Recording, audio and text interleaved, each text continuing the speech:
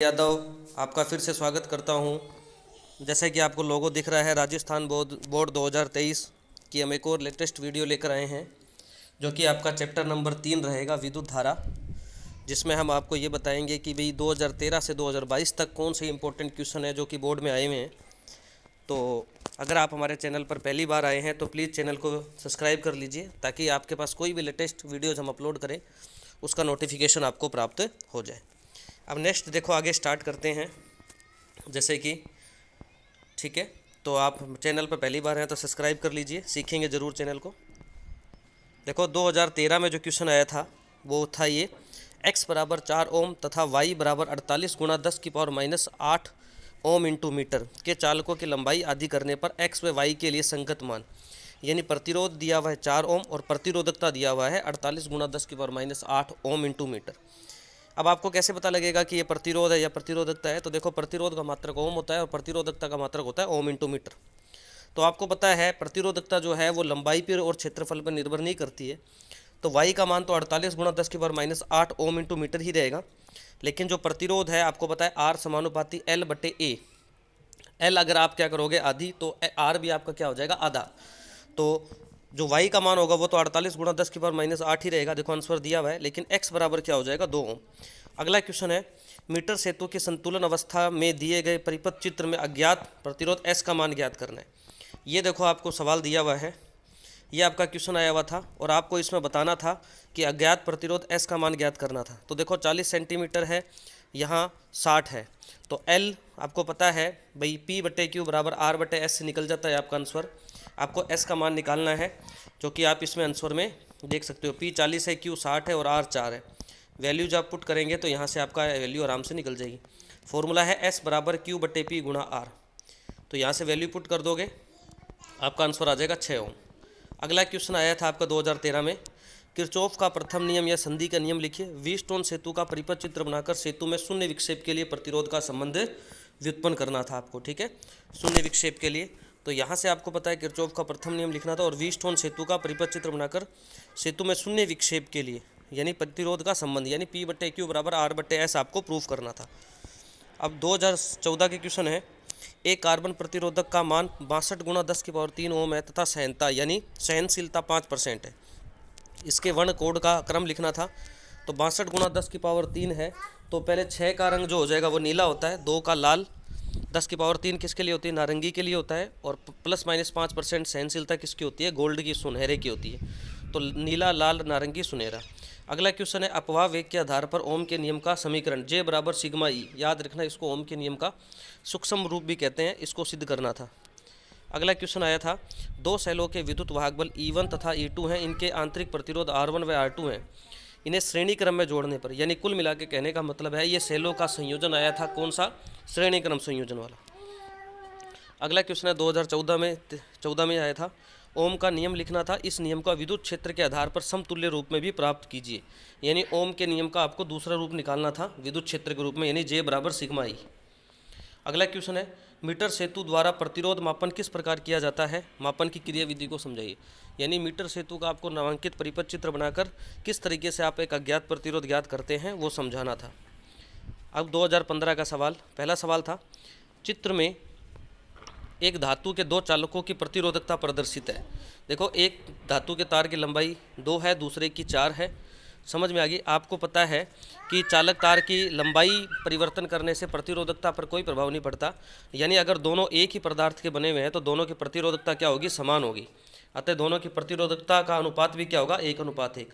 अगला क्वेश्चन है, मीटर सेतु द्वारा किसी अज्ञात प्रतिरोध का मान ज्ञात करने की विधि लिखकर आवश्यक चित्र बनाया गया, यानी वही मीटर सेतु वाला करना था और अज्ञात प्रतिरोध का तार। देखो ये 2013 का सवाल फिर से रिपीट कर दिया 2014 में। तभी मैं आपको कहता हूँ पिछले साल के बोर्ड क्वेश्चनों को आप ज़रूर देख लीजिए, क्योंकि पिछले साल से आपके काफ़ी क्वेश्चन एग्जाम में मिल जाएंगे। अगला क्वेश्चन है, विभव प्रवणता को परिभाषित करना था और आपको इसमें लिखा हुआ है किरचॉफ का संधि नियम लिखिए, ठीक है। तो किरचॉफ का संधि नियम लिखना था, जिसे अपने धारा का नियम भी कहते हैं। अगला क्वेश्चन था आपका 2014 का चौथा क्वेश्चन, दिए गए चित्र में धारा I का मान ज्ञात करना था। तो आप पता है धारा का नियम जानते हो, आने वाली धाराओं का योग किसी भी संधि बिंदु पर आने वाली धाराओं का योग जाने वाली धाराओं के योग के बराबर है, तो उस कॉन्सेप्ट से ये सवाल हो जाएगा। अब 2015 की अगर बात करें, सप्लीमेंट्री में 2 सवाल आए थे 15 में। सेल के विद्युत वाहक बल की इकाई लिखनी थी, जो कि आपको पता है वोल्ट होती है, और ताप बढ़ाने पर धातुओं का प्रतिरोध बढ़ता है या घटता है, तो आपको पता है बढ़ता है, क्योंकि मुक्त इलेक्ट्रॉनों की संख्याओं के मुक्त इलेक्ट्रॉनों के बीच में होने वाली टक्कर बढ़ती है, जिसके कारण इलेक्ट्रॉनों का अवरोध होता है। 2016 में क्वेश्चन आया था, दिए गए वी आई ग्राफ से प्रतिरोधक के प्रतिरोध का मान ज्ञात करना था। ठीक है, तो वो ग्राफ का क्वेश्चन था, ग्राफ था नहीं तो ये मैंने आपको यहाँ से बताता हूँ। अगला क्वेश्चन, किरचॉफ का प्रथम नियम लिखिए। 10 वोल्ट तथा नगण्य आंतरिक प्रतिरोध की बैटरी घनी है। देखो ये घन वाला क्वेश्चन आया था। ठीक है, तो पहले तो ये किरचॉफ का नियम है और उसके बाद ये क्वेश्चन था, ये घन वाला सवाल था। अब मैं आपको बता दूं, 2022 के अंदर ये सवाल फिर से रिपीट मारा था। ठीक है, इसी सवाल को रिपीट मारा जो कि 2015 का है। तभी मैं आपको कह रहा हूँ बार बार कि आप पिछले साल के क्वेश्चनों को जरूर देख के जाइएगा। ये क्वेश्चन देखो, ये सेम एज इट इज़ आप सवाल आपको पेपर में देखने को मिलेगा। आप यही का यही इस सवाल को आप देख लीजिए, और यही का यही सवाल इन्होंने 2022 में दिया। ठीक है, तो ये क्वेश्चन क्या था आपका, वो मैं देख लेता हूँ। किरचॉफ का प्रथम नियम लिखिए। 10 वोल्ट तथा नगण्य आंतरिक प्रतिरोध की बैटरी घनीय परिपथ जाल के विकर्णतः सम्मुख कोनों से जुड़ी है।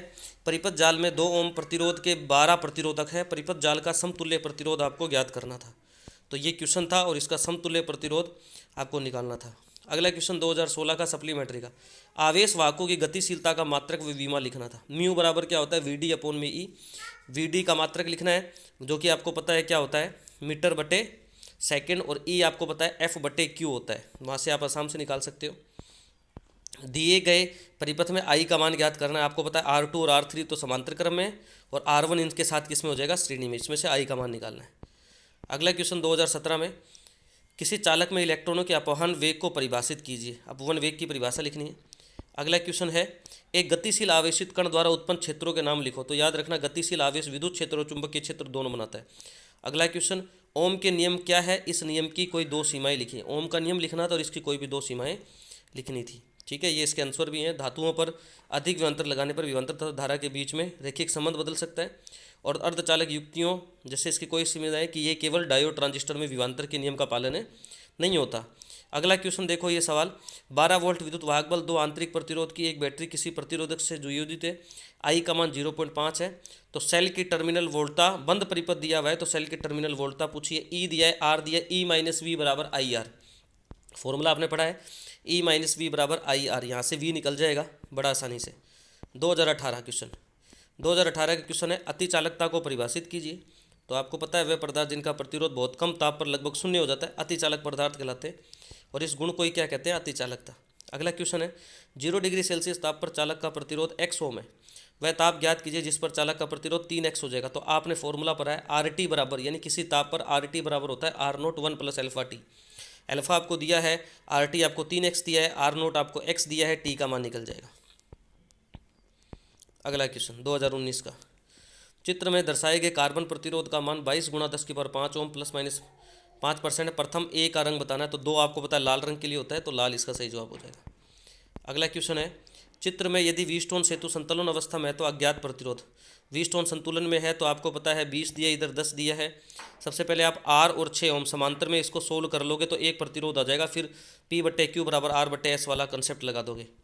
2020 का, मीटर सेतु में संतुलन बिंदु प्राय मध्य भाग में क्यों प्राप्त होता है। ये प्रैक्टिकल में भी आपसे पूछ सकता है, तो याद रखना, जब संतुलन बिंदु मध्य भाग में प्राप्त होता है तब मीटर सेतु में लगी पत्तियां तांबे की प्रतिरोध का प्रभाव कम से कम होता है।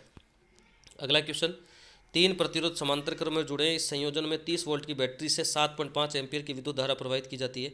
यदि 2 प्रतिरोध के मान दिए हुए तो तीसरे का मान ज्ञात करना है। R1 R2 दिए, R3 का मान निकालना है।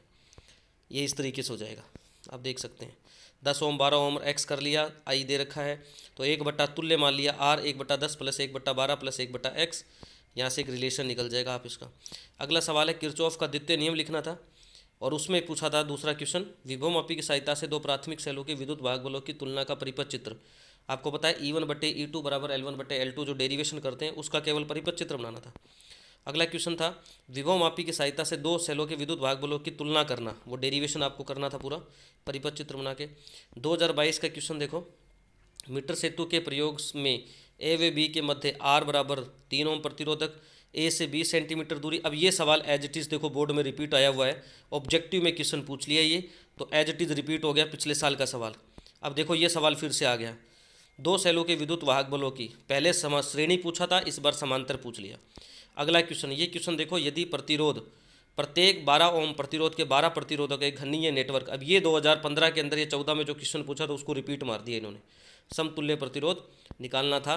तो ये कुछ इंपॉर्टेंट क्वेश्चन से 2013 से 2022 तक आए हैं। अगर आपको मेरे द्वारा प्रोवाइड किए गए कंटेंट से वास्तव में फ़ायदा हो रहा है और आपने चैनल को सब्सक्राइब नहीं किया है तो प्लीज़ चैनल को सब्सक्राइब कर लीजिए, ताकि कोई भी लेटेस्ट वीडियो आए सबसे पहले नोटिफिकेशन उसको प्राप्त हो।